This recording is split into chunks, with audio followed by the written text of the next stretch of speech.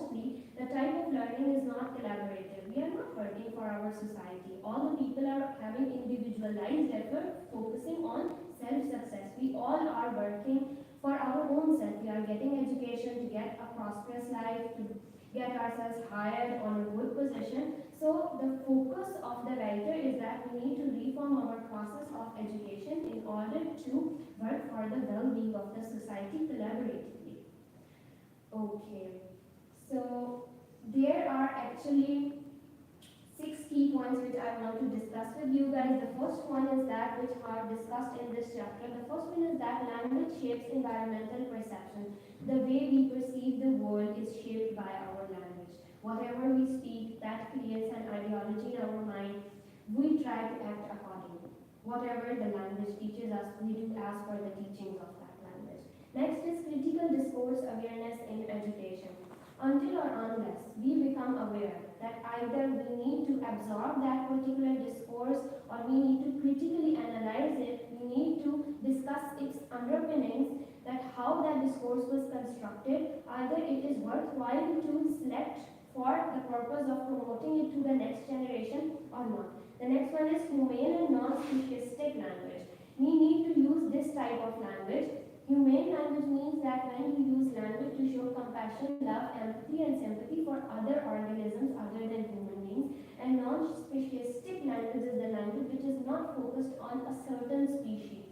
Speciesistic language is the language that thinks of human beings as the supreme creatures and all other creatures are neglected. So this type of language should be used in our curriculum.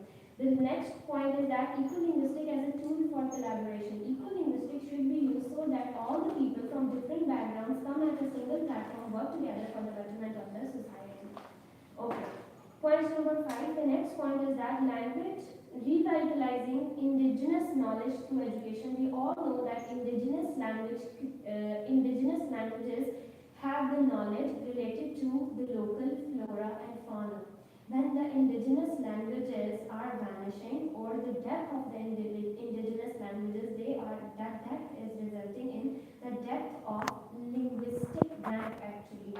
We are losing the language related to that local flora and fauna. And the next one is incorporating ecological pedagogy into curricula, that our curriculum should not be just focusing on the student-centered approach or a teacher-centered approach or the sciences which we are being taught in our educational institution. However, the focus should be on the eco-linguistic pedagogy, like the factor of environment or the society we are living in should not be neglected. Let's discuss all of them one by one.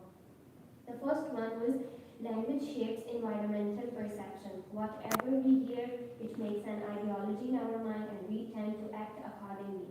So the best example that I can give you for this, that I have incorporated over here, that when we are, like for example in a classroom of geography or we are taking a geography lesson, the term land use is being used by most of the teachers. If this term land use is replaced by land stewardship, then definitely the change of linguistic item will change the ideological perspective related to that particular land. When we talk about land use, we actually think of a land as a commodity, but when we talk about land stewardship, we think of it as a responsibility we need to protect. The next point was critical discourse awareness in education.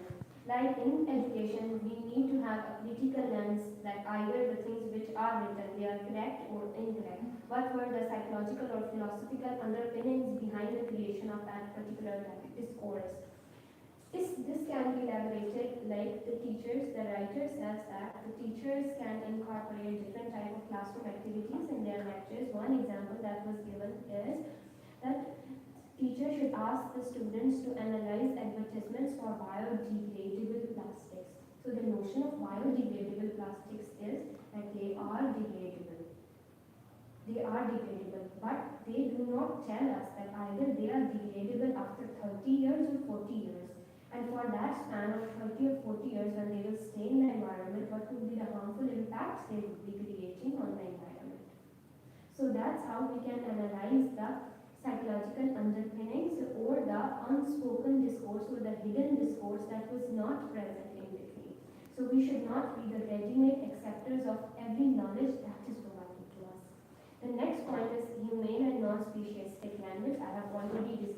that this language should be used by all the speakers, and as well as it should be made a part of our curriculum as well.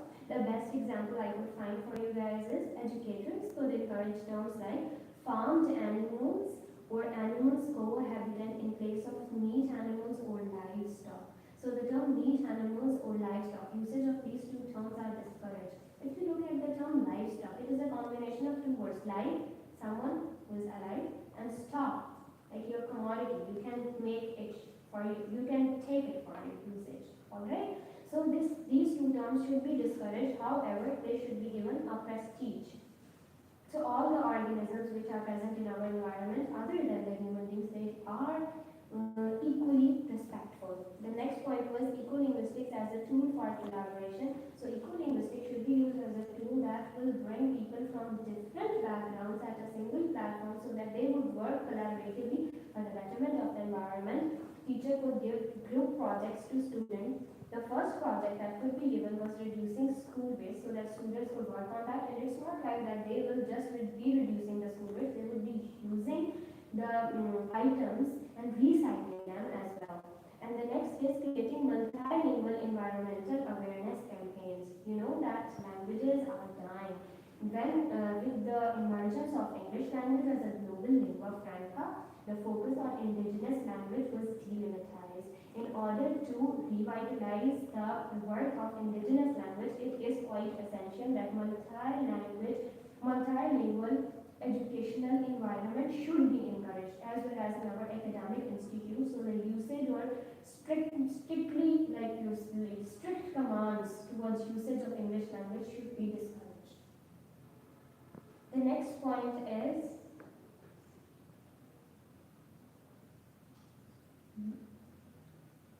revitalizing indigenous languages through education. How can we revitalize these languages through education? What is the